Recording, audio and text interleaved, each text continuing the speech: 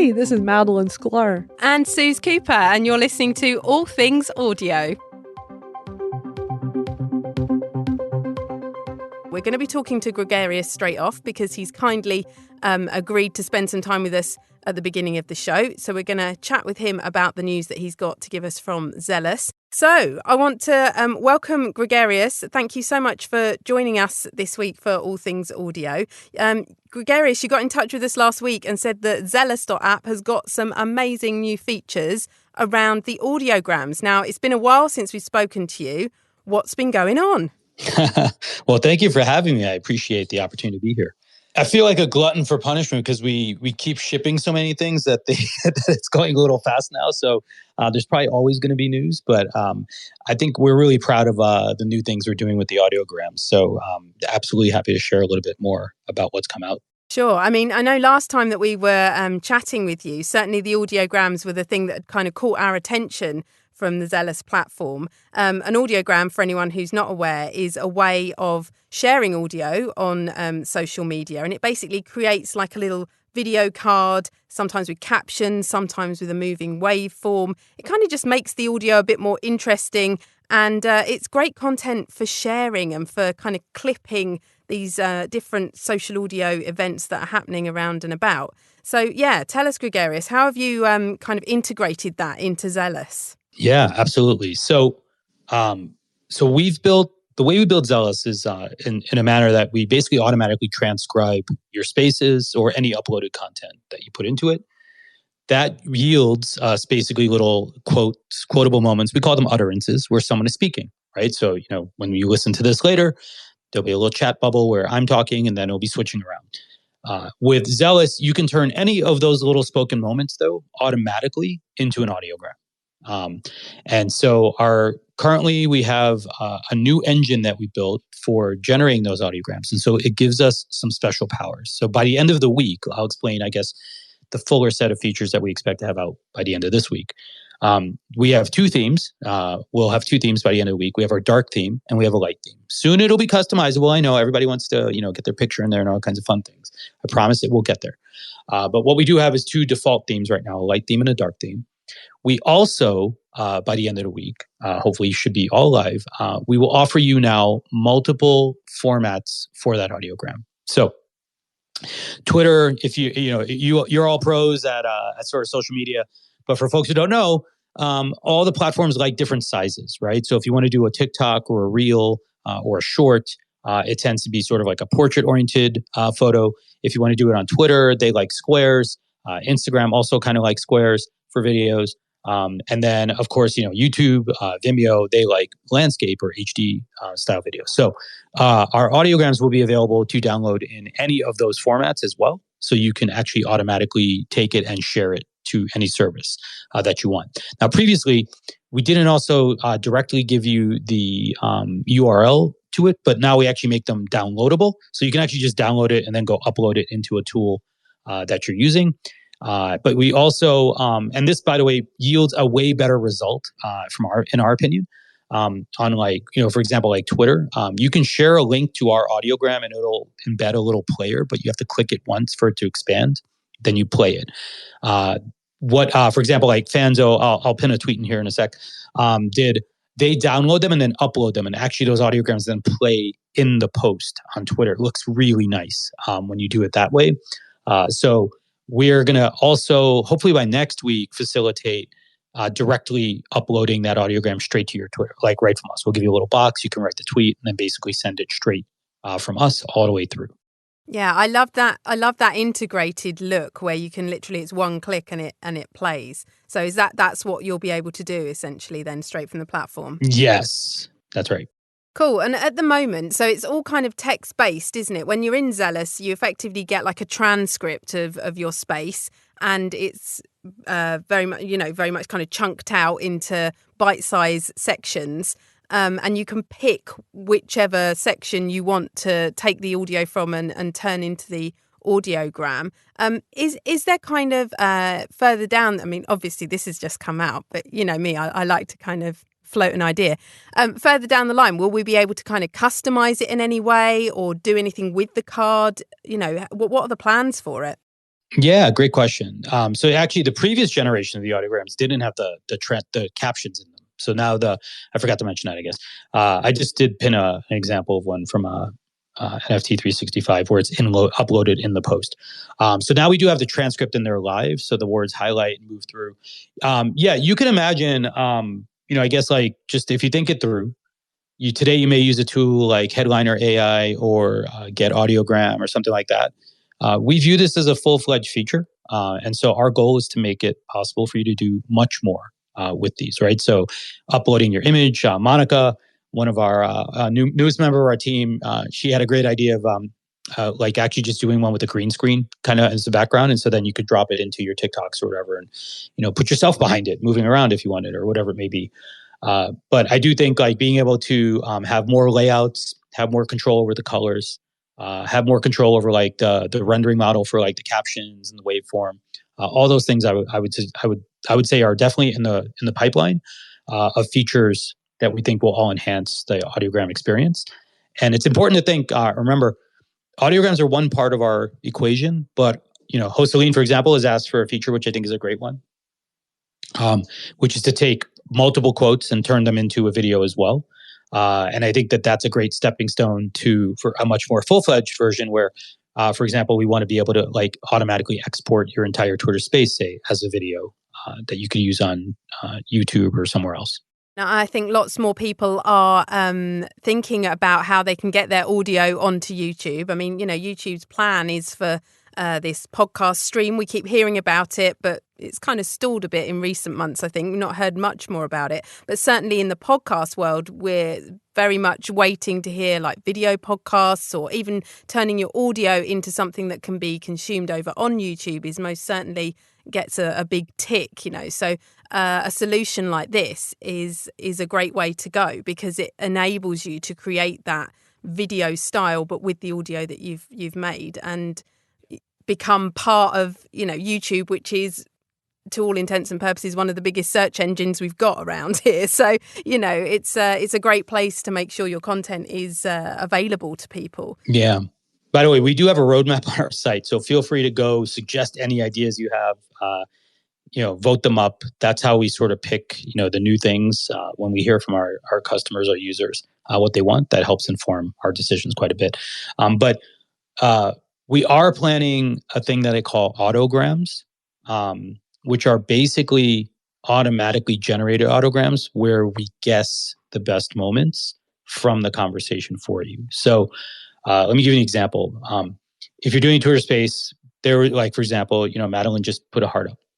We can look for that activity and then pull out the moments that are related to sort of activity. So if you've seen like in YouTube, there's often this little wave behind the sort of player bar that's sort of indicating where activity is. We can emulate that, right? And so what we can do is suggest to you the moments that should be like audiograms, right? And if you trust us or start to like our recommendations, we could turn that basically into like a buffer and just start sharing and linking back to your old spaces for you automatically. Great idea. Fantastic idea. I mean, we're seeing more and more that platforms are very much including the users in their roadmap and the way that they're building. And that's what you've just suggested there. How are you finding it building alongside people using it? What kind of experience is that for you and the team? Small team, I know. It's great. Well, we were 2, now we're 6. So that helps a lot with getting all this new stuff out. But, I think, I think part of the fun for me is that I am a creator. I have a podcast. I've done live streams. I've done social audio for a long time. So I very much feel the pain that you are all describing because I experience it myself. And so a lot of times I'm able to build something that I need. But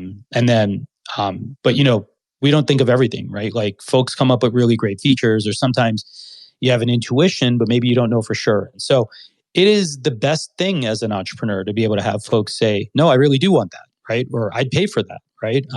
Nothing gets you closer to the truth faster than like working with your community. And so we think it's highly valuable to be able to have, amazing partners like everyone in this room to be able to tell us and help us like know what matters. It's always hard because we can't do everything. And it's prioritization is probably the hardest thing when you're a small company, but to that end. We have things we understand about where we need to go to make this sustainable so we could be here for the long run to help you. And then also we know the things that are hurting you or causing you pain. But our goal is to remove friction and basically have you use less tools and spend less time getting the same kind of results or even better results. Yeah, and you're certainly making it, really intuitive and easy to use. Madalyn, I know you created an audiogram from Zealous earlier today, didn't you? How was your experience? I made a whole bunch of them. I was playing with it like crazy today. So Gregarious, thank you for developing this. I had a lot of fun playing with it. It was so easy to use that I made a thread with multiple audiograms because I was a guest on a space yesterday sharing lots of great information.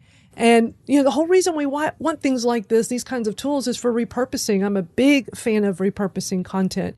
And what a great way for me to take content from yesterday, take clips to grab people's attention. I'm so glad you're showing this example of NFT 365's tweet and how you said you could actually download it and then upload it into Twitter, and it does look better. Huge difference. So thank you for mentioning that. I will definitely play with doing that next. I think they're ones we have refined, but I love it so much more when it's in the stream. Absolutely. Because I put in the nest one of mine that I did earlier today, but yeah, it's like very different looking at my tweet versus this tweet. So we'll automate all that for you. Because once your Twitter's connected to us, we can then, we'll show you the tweet and you can push it. That would be great. Friday also, all of the Twitter accounts will be turned into RSS feeds. So everyone will have a podcast basically on Friday. Yeah, I spotted that because that's on the Connect, and it basically says, connect to, is it Apple Podcasts? It says on there. Yeah, we give you a URL, but you can open it in apps if you want as well. Yeah. Awesome. So it's basically turning the channel that you've created on Zealous into an RSS feed.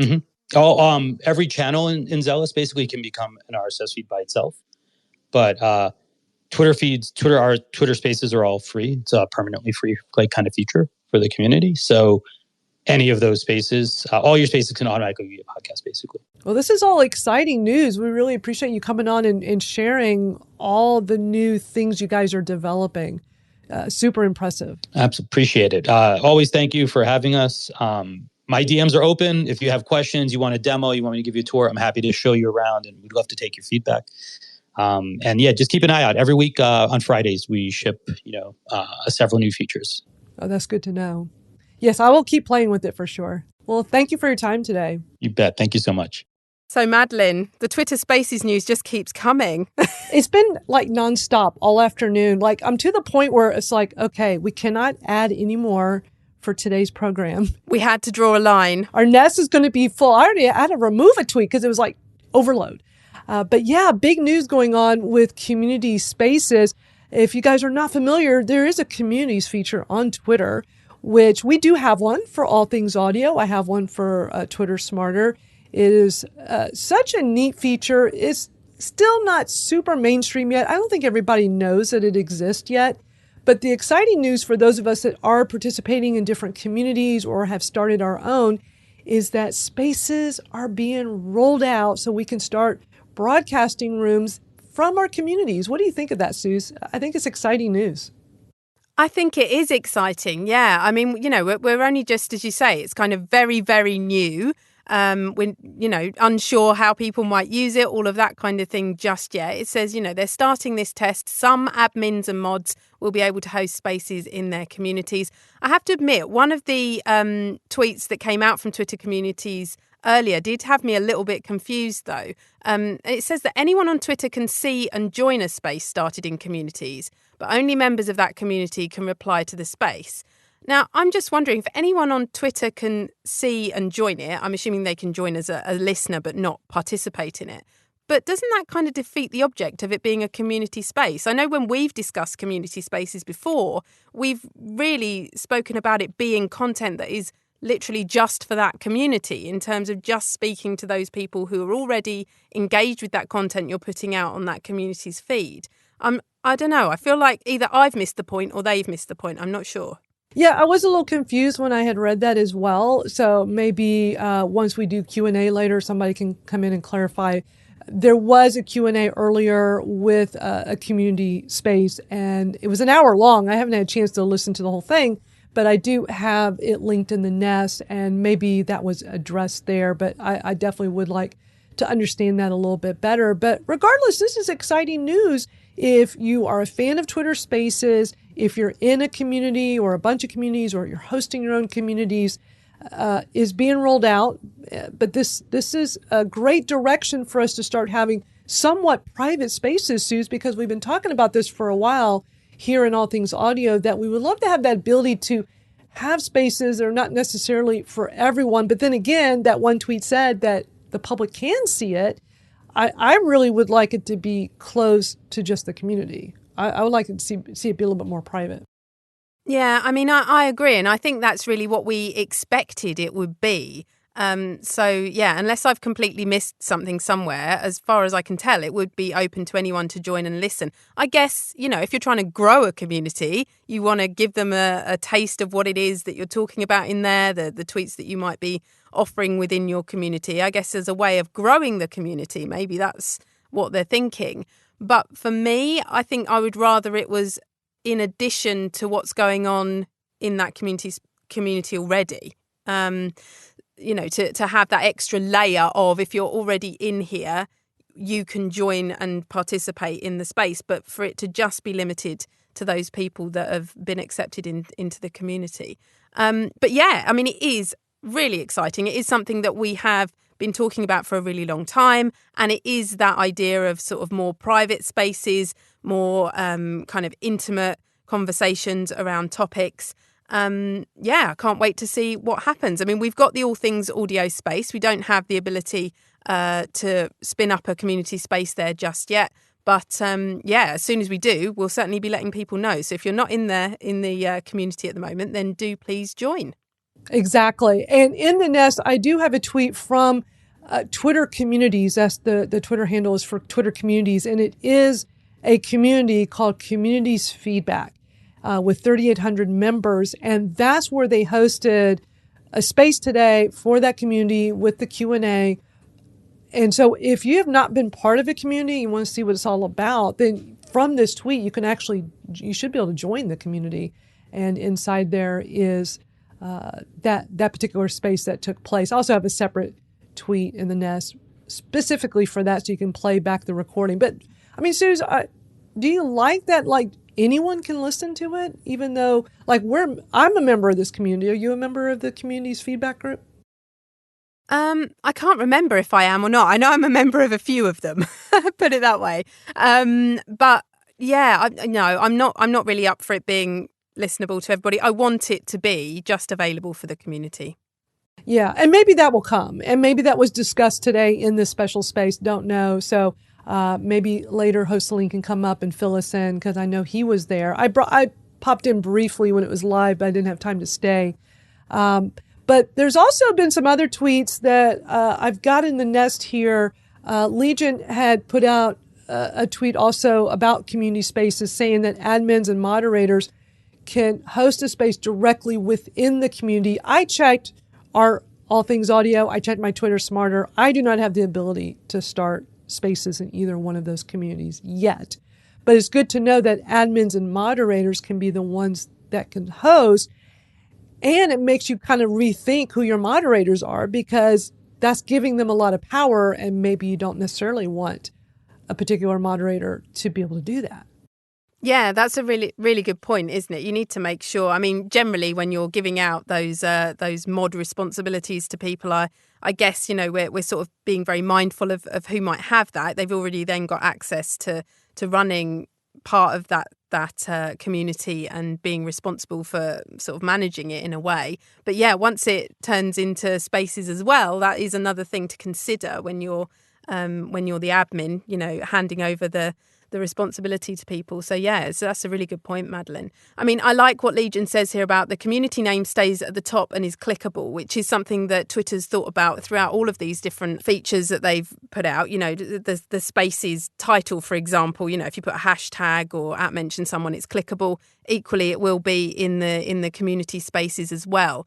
And also members of the community. So if you are a member and you're in there and you're listening, I think you get a special badge, don't you? So it does show other people that you are a member of the community. Yes. And I did see that when I was in that community. And actually, I definitely was a part of that community because I did see my badge come up when I was in there briefly live. But in the screenshot, you see that little icon next to the profile picture. So that's what it looks like. Ah, so it's like the outline of two little people. Is that the little icon that shows you're a member? Mm-hmm. Fantastic. Nice. Yeah. So really well thought out, I think, for how they're making this look when you're in the room. I like that you can see who is a member, who's not.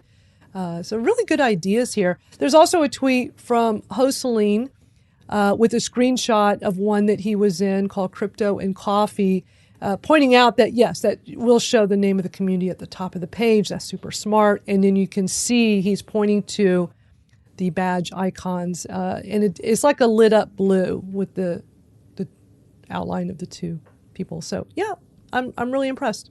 Yeah, and I mean, it's just incredible to see how Twitter's combining communities and spaces. I guess we were kind of aware that that was probably something that was going to happen. They kind of came along. I mean, spaces came along first, but they've been sort of running in parallel, and everyone's been sort of musing on how they could be brought together and whether they will be. This is certainly the first steps into that.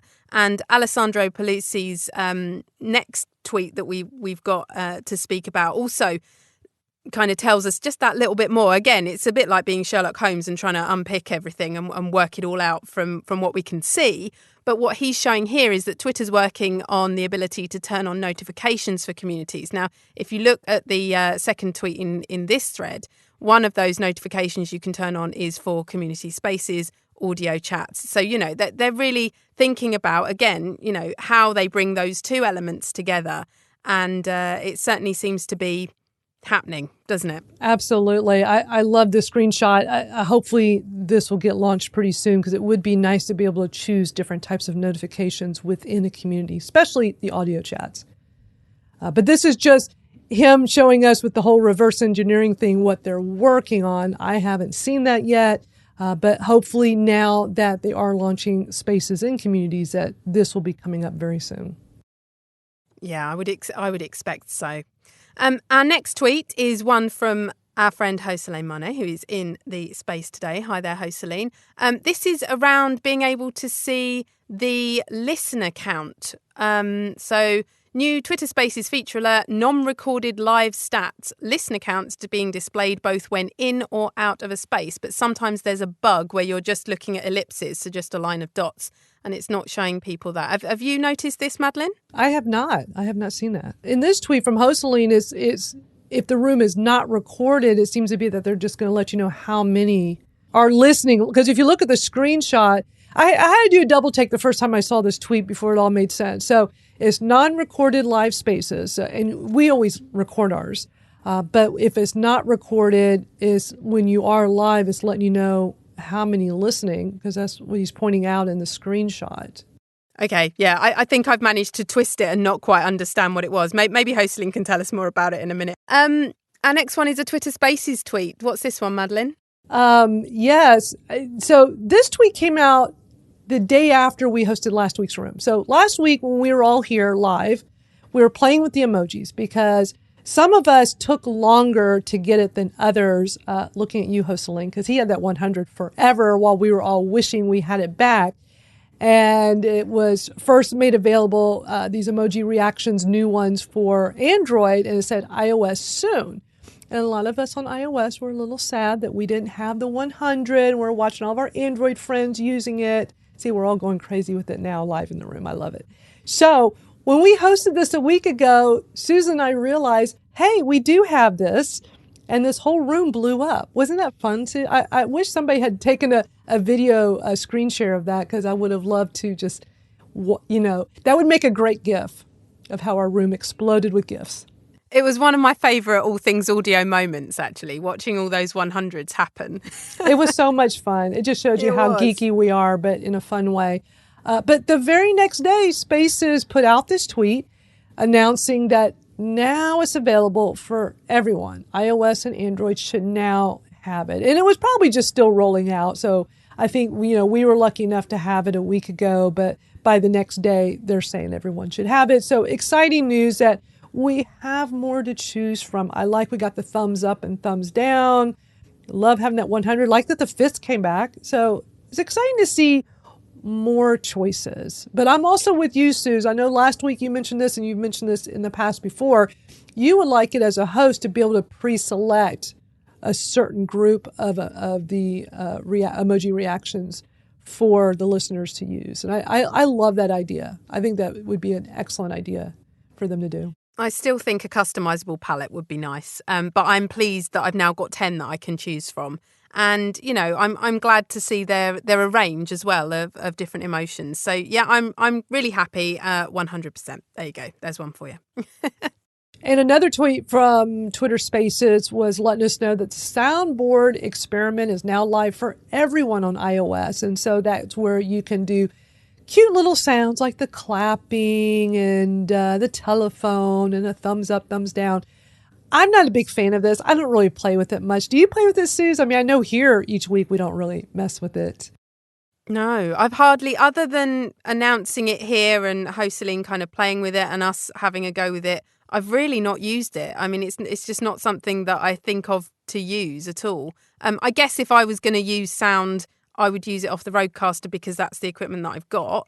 But yeah, I don't even think about the soundboard. I think it's quite interesting to see in this tweet that they're saying, you know, they're looking closely at which sounds we're liking and using the most to see where they'll go next with this feature, which I imagine means that, you know, any that aren't being used, they're going to knock off the board. They're going to work out whether or not it's worth having the upload space and all that kind of thing. Interesting. But yeah, I mean, the voice changer needs to go because that's just a waste of time. Yes, it needs to go. And it might give us bandwidth for something else, you know, that would be actually useful. The soundboard is fun. I mean, while I haven't used it, I also haven't heard it in anyone else's, which partly means that those fears we had about people going crazy with it and spoiling, you know, spaces and things like that haven't been realised, which is a good thing.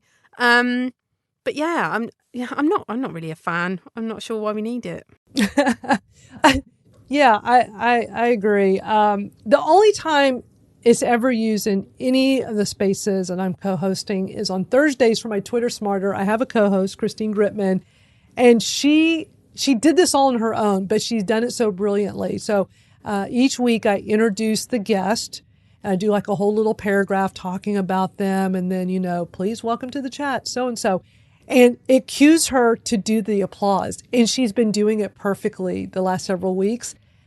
And the first time she did it, I was like, oh, okay. And it kind of threw me off. But now I'm liking it, just that one sound. I think they have too many to choose from on here. So I like that they're saying they're going to be paying close attention to which ones that we're using and that we're liking. And I agree. I think they'll probably remove the ones that aren't being utilized. But I just feel like there's too many on here and it just causes people to play with them. I mean, I guess in the context that you've just mentioned it there, it's a great way of making an ear candy moment for people. You know, people will listen out for that, won't they? If they're, you know, it's kind of part of your space. It's almost like a bit of branding for it in a way. You know, you're waiting for that moment where they get the applause. And that's quite a neat way of injecting some audio energy into what you're doing without completely overdoing it. Yeah, I mean, I'm not saying it's not, well, I am saying it's not useful, aren't I? But you kind of are, but that's okay. I don't know. Yeah, I just don't. I don't think it's totally necessary. Yeah.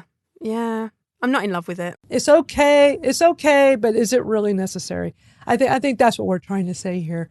I saw this tweet from Matt Navarra, and this actually is just a great reminder. If you have that new audio tab where they've incorporated spaces with podcasts, he says in this tweet that he forgets you can listen to podcasts on Twitter and wondering if other people are using it. But then he also says, I just noticed this feedback feature for podcasts on Twitter. So if you are listening to a podcast in this new audio tab, there is a thumbs up and a thumbs down. And if you tap on one or the other, this pop-up comes up like what he shows in the screenshots. And it says, read this before giving feedback, and let you know that upvoting means we'll continue to recommend the host or show, while downvoting is permanent and means you won't see that host or show in future audio recommendations. and letting you also know that the feedback is private and will not be shared. And that's really good to know. And until he had done this tweet, I kind of forgot about that thumbs up and thumbs down, and I had not actively used it. But now I'm like, you and I have talked quite a bit about how discoverability has changed. Now that we have this new audio tab, we can't just do a search. But maybe we should be utilizing the upvoting and downvoting more, and maybe that will kind of cause the algorithm to deliver us content in a better way. I mean, I've got to admit, at one point last week, I thought they might actually ban me for using the upvoting and downvoting too much. I mean, I've literally been downvoting basically anything that auto plays at me the minute that I open the tab. So anything that's at the top, I don't want to hear it because I didn't choose to hear it.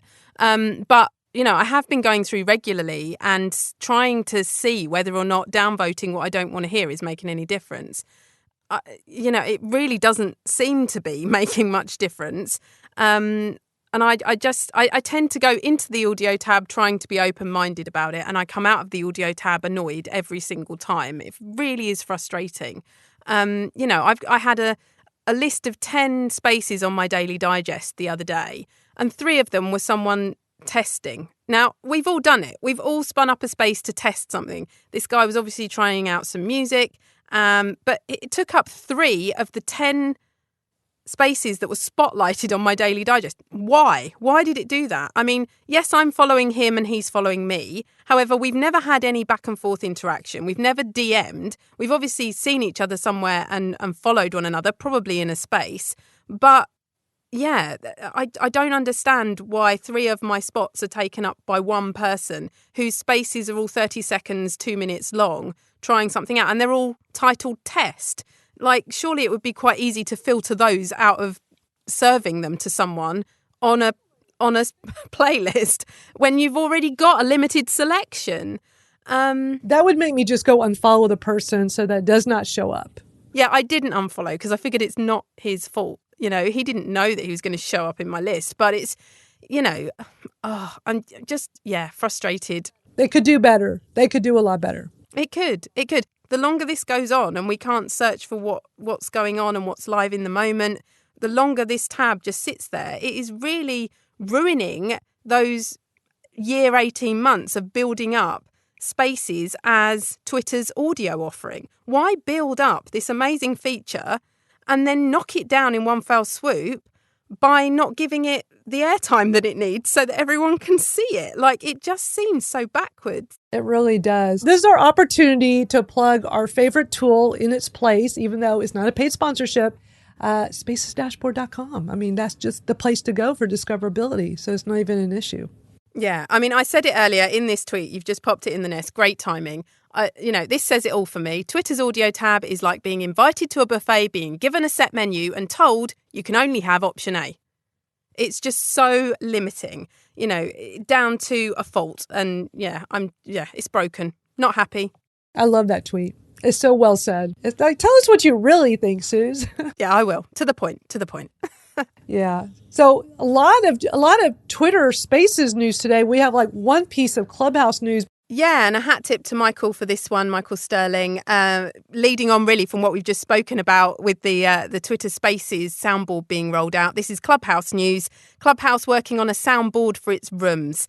This will be taking advantage of the stereo capabilities they've got over there on Clubhouse. So when you're on headphones, it's going to be a slightly different experience to what you might get over here on Spaces. But yeah, obviously soundboards are all the rage and are what every social app and platform need.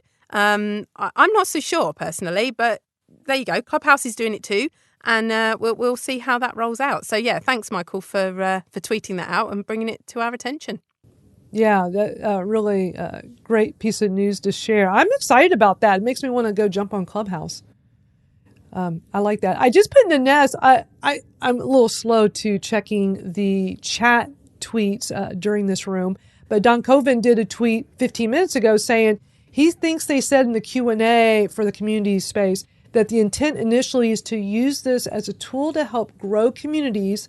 That's why they're open to everyone. That makes sense. Yeah, I mean, as I said, I can kind of see it as a growth tool. I would really like to think that either running alongside that in future or instead of, we do get those closed community private spaces that we have been looking for. But, as with everything, Twitter's been doing things iteratively. It's stepping stones, it's trying stuff out and then pulling stuff back, and sometimes not pulling it back quick enough. I'm looking at you, AudioTab. But still, they are trying different things out and seeing what works and what doesn't and what sticks. So I can see how that would be a good tool to draw more people into a community. So yeah, thanks, Don. That's a really great thought that you've added there in the Spaces chat. And I see Morgan's here with us. Hello. What a day. A couple of tiny little details. Something that I thought was really nice is the announcement tweet was a co-tweet between the Twitter Spaces account and the High Communities account. So I thought that was a really nice detail that kind of signals something. One of the kind of deeper small things that came out in it was about halfway through that See at Work started talking about the role that decentralizing moderation played here. And I think this is probably fairly straightforward, but to hear it stressed was interesting. That by putting spaces in communities, what you're doing is you're giving power to the admins of that community to run it as they see fit. So this is part of the answer to moderation problems of public spaces in general. And I think this is an important angle. So you're decentralizing that away from this large central corridor of public spaces to spaces that live in communities and have their own kind of community code of conduct. I mean, we know that high communities, that there are rules that you agree to when you sign up, and the community can set what those are. So I think that's a really interesting aspect of this kind of move. It's not the only reason you do. There's all sorts of reasons, but I think that's an important one. And also a parallel to the rooms that are happening over on Clubhouse as well. Yeah, the same move is happening there. So the Houses strategy is very much about, they talked about it as breaking Clubhouse up into lots of little clubhouses. Now, this is also a decentralizing move in some regards. Yeah, and trust, in some respects as well, trust and safety is still managed by the platform. Of course, if you break Twitter's rules about hate speech, for example, then Twitter deals with that. But other kind of infractions would be dealt with by the admins, and that's the case in Houses on Clubhouse too. Yeah, super interesting how both platforms are kind of doing it in their own way. Yeah. I mean, you mentioned the other part, which is that anybody can, these are public, that anybody can see and join the community space. So in some ways, and I don't want to make too much of this, but if these feel more like, if I'm to make the comparison, it's clubs on Clubhouse. So these are rooms that are public, but members can join, rather than things that are closed and only members can see and take part in. And I think the person who tweeted the reply mentioned, and I think this is right, that this is really about being able to grow those communities. So part of this is helping people who are out to build communities and grow them. But part of it, I think, is helping high communities as a feature in general. So to help these communities be discoverable, recruit members, and hopefully improve some of the engagement that they see. So it's this question about getting liquidity. If you have enough members and you try and engage them regularly and you start spaces and things, then community bonds will start to form, and that's what you want. I mean, there are some problems with that too, but that's one of the strategies, I think. Yeah, really well explained. Thanks, Morgan. That's great. I can see Michael. Michael, you're here with us. Hello, how are you? Hello, good to see you all. I came to the stage to follow up on the Soundboard coming to Clubhouse. And all your points are well taken about how relevant it is to have, a sad trombone sound or something. But the one thing that separates Clubhouse's Soundboard from the Twitter Soundboard is that Clubhouse will actually have an ability for moderators to play music as well. So it's unclear yet, how expansive the library will be, but they did mention at the town hall yesterday that they will have copyright-free or, rights-free music that a moderator can choose from to play in the room. And because Clubhouse does have stereo sound, those will come through in stereo for anybody who's listening on stereo speakers or their phone if it's turned sideways, or headphones. So that is one thing Twitter has not done yet, is given users the ability to play music. So I thought that was kind of interesting. Yeah, I'm totally here for that, because I'm ready to take the sonic branding calls, people. You know, when you want to brand up your space with some music, when we're allowed to do it, you know where to come. So yeah, I mean, I'm all for that, absolutely, and I can see that is, you know, it's something I speak to people about pretty much daily at the moment, is how we brand things sonically and how we make sure that all the different places people are hearing us, they know who they're listening to from the outset. I mean, you know, I play the All Things Audio bed at the beginning of this space. I need to actually adapt that, because it works for the podcast, but it doesn't necessarily work in the space because it's so repetitive, you know. So it's thinking about different things like that and how you use the music. I can see over on Clubhouse, that's great that they're going to have that you know, ability to pick and choose from a library. I wonder, you know, instantly my brain's going crazy over like, well, how big will that library be? There'll be some people who really want to use a piece of music and will brand themselves around that piece of music. But then you go into 4 other rooms that day and you hear the same piece of music and suddenly it's not yours, you know? So, yep, when that happens, people, you know where I am. Right. Well, thanks for sharing that, Michael. That's great to know about. And next up is Joselin. ¿Qué pasa? ¿Qué pasa? There's a lot of things to discuss. Which one would you like to start up? All of the above. Start with the first one. All right. Hot off the presses, community spaces. Yeah, there was a quote tweet that came out between, and they had a little dilemma as to who should announce the space, whatever. Anyway, so there are, from my understanding, 5 things for community spaces. One is the admin and mod can start it. Pretty straightforward. Badges, we've talked about that. Links to the community. So right where it says record, if you were hosting this from your community, the community name would appear right next to the record.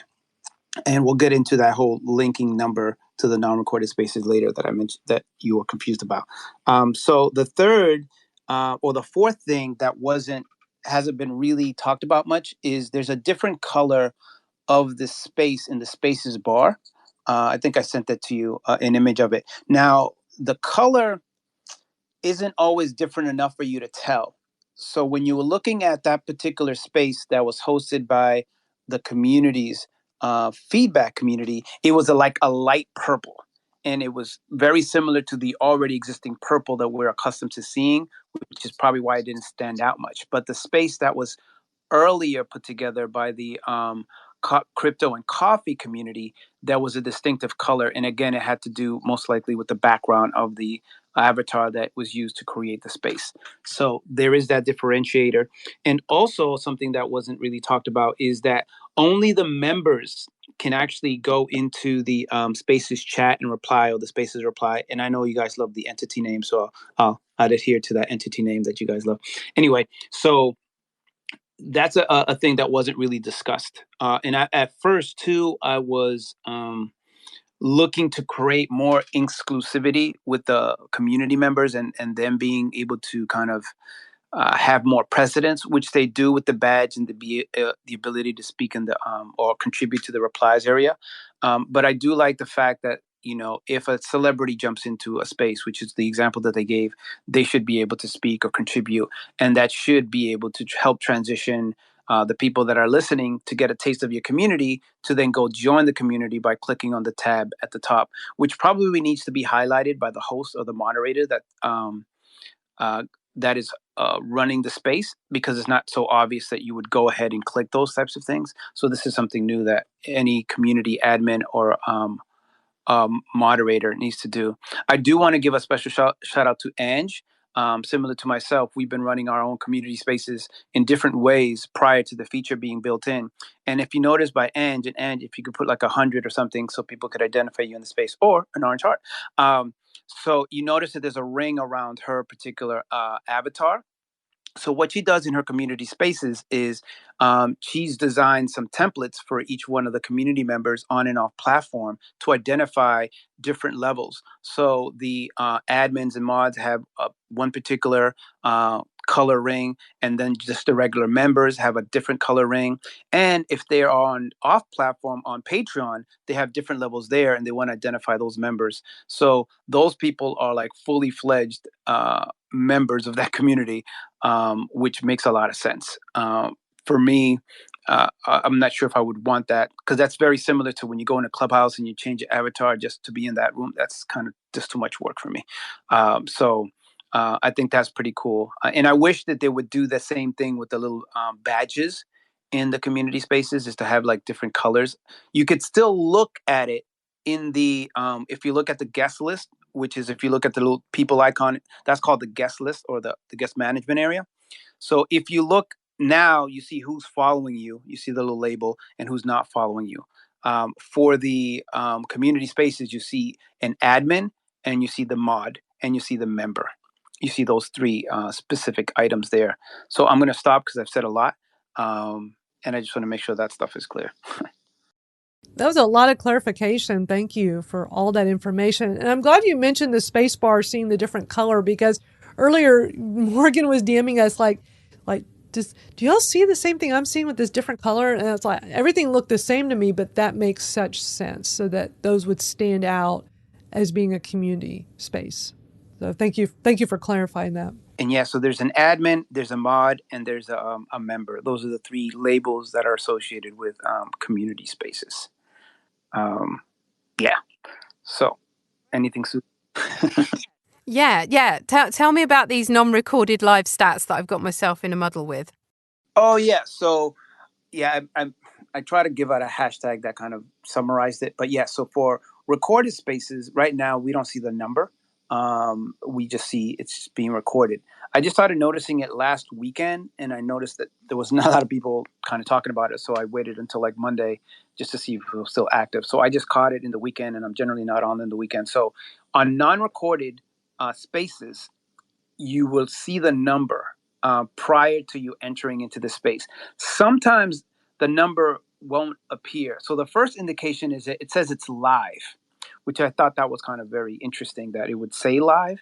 I guess they're not trying to confuse people with recorded spaces. I'm not sure. I just kind of to separate them. I'm not sure why that was included there. So I saw that, and then I saw the number appear, which I thought was pretty awesome sauce. And then sometimes I would see the little ellipses. I guess that's what you call it, the three dots. So there seems to be working on that a little bit more. The other thing that hasn't been discussed is if you're not following the host, after a few minutes, you'll get a prompt from the bottom of the screen, from the bottom of the space, giving an indication, hey, do you want to follow the host?